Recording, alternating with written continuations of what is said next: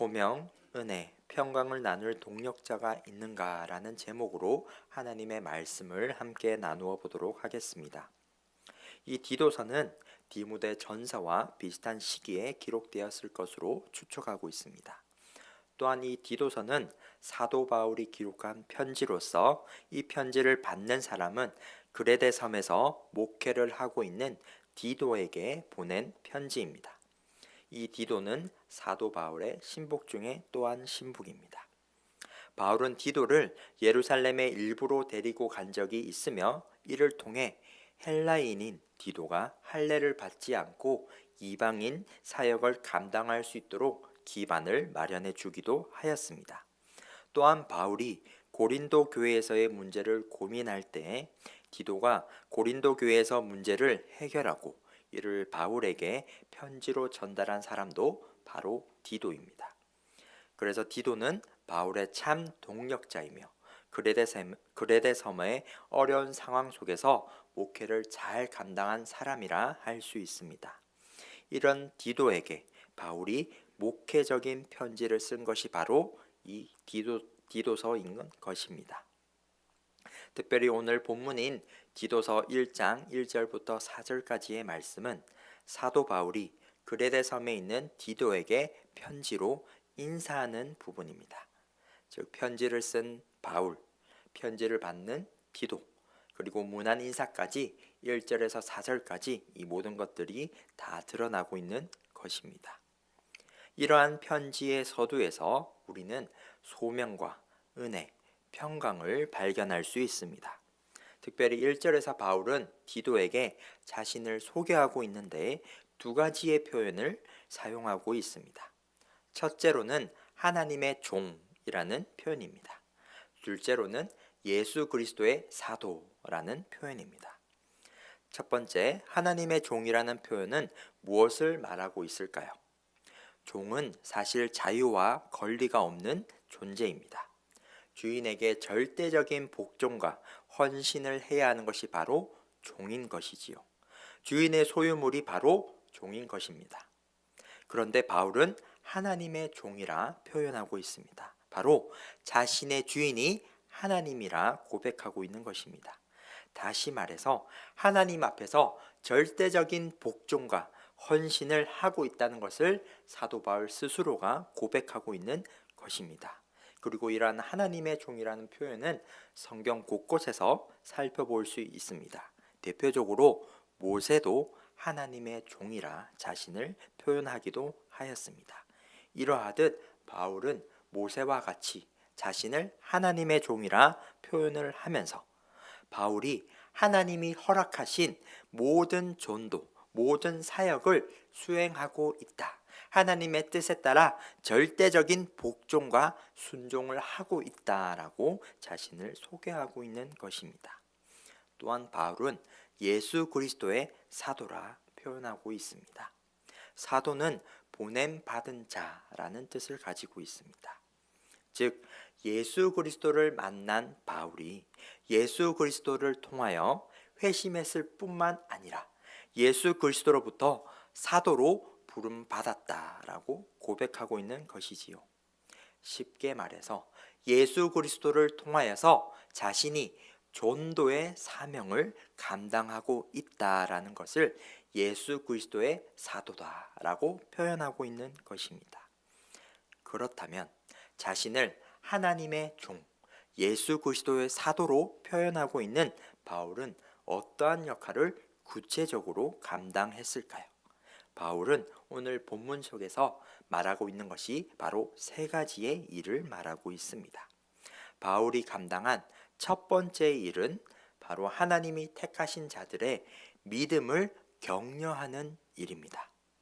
즉 예수 그리스도를 하나님의 참 아들로 고백하는 사람들에게 오직 믿음으로만 구원에 이를 수 있다라고 말하면서 그들의 믿음을 세워주고 격려하는 일을 첫 번째로 행한 것입니다.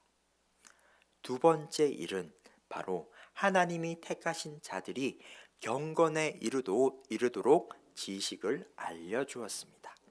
경건이 무엇입니까? 경건은 하나님을 올바르게 아는 지식과 교훈이며 이를 삶 속에서 드러내는 것이 바로 경건입니다. 쉽게 말해서 경건이란 하나님을 아는 지식대로 행동하는 것이 바로 경건인 것입니다. 이 경건을 바울이 전도하며 드러내고 있고 이 경건을 설명하고 있는 것입니다. 세 번째 일은 하나님의 택하신 자들이 영생의 소망을 갖도록 하는 것입니다. 하나님이 택하신 자들은 믿음을 통해 경건한 생활을 할 수 있습니다. 그런데 믿음을 통해 경건한 생활을 할 수 있는 이유가 무엇입니까? 바로 영생의 소망이 있기 때문에 이러한 삶을 살 수 있는 것입니다. 다시 말해서 믿음을 가진 자들이 경건한 생활을 할 수 있는 것은 자신 속에 영생에 대한 소망이 있기 때문에 가능한 것입니다. 그래서 바울은 믿음을 세워주고 격려할 뿐만 아니라 그들에게 경건한 삶을 살 수 있도록 격려할 뿐만 아니라 그들의 마음 가운데 영생에 대한 소망을 심어 주었다는 것입니다. 이 세 가지 일이 바로 바울이 말하는 전도인 것입니다. 다시 정리하면 하나님의 종이자 예수 그리스도의 사도인 바울은 세 가지의 일을 감당했습니다. 첫 번째로 믿음을 전하는 소명입니다. 두 번째로 경건에 이르도록 만드는 소명인 것입니다. 마지막 세 번째로 영원한 생명, 영생이라는 소망을 갖게 만드는 소명입니다. 결국 디도서 1장 3절 말씀을 통하여 이 세 가지의 소명을 바울이 우리 구주 하나님이 명하신 것, 하나님이 자신에게 말씀하신 것이라 말합니다. 이를 한 단어로 정리하는 것이 바로 방금 말씀드렸던 3절에 나오는 전도라는 단어인 것입니다. 결과적으로 하나님께서 바울을 하나님의 종으로 예수 그리스도의 사도로 부르신 이유는 바울의 전도를 통하여 하나님이 택한 백성에게 믿음과 경건과 영생의 소망을 갖게 하는 것입니다. 그런데 바울은 자신의 이런 소명을 자신 혼자 가지고 있는 것이 아니라 디도에게 나누어 주고 있습니다. 디도를 바울이 무엇이라 부르고 있습니까? 나의 참 아들이라 오늘 본문에서 이렇게 말하고 있습니다. 디도는 바로 바울의 영적인 아들인 것입니다. 바울과 디도가 같은 믿음을 공유하고 있는 것입니다. 그렇기에 바울은 하나님이 자신에게 주신 소명을 디도에게 가감없이 나눌 수 있었습니다. 사도 바울에게 디도가 진정한 동력자인 것입니다. 그리고 바울은 진정한 동력자인 디도에게 어떻게 축복합니까?